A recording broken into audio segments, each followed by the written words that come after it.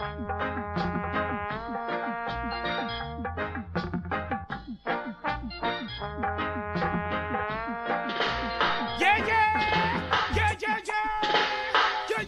world, it's yours truly G. Cole, Homegrown with G. Cole. The podcast airs right here on Jamaicans.com every Monday and Thursday, 7 p.m. till 9 p.m. Eastern Standard Time.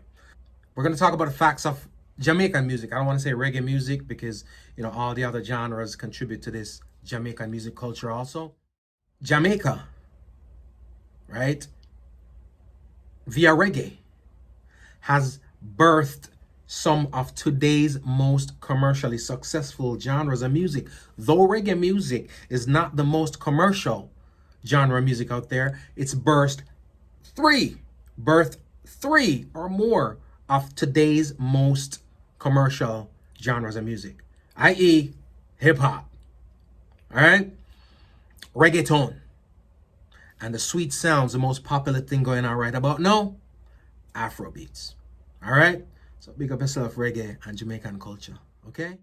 My name is G. Cole. It is Homegrown with G. Cole. Keep it moving, keep it grooving. It's homegrown.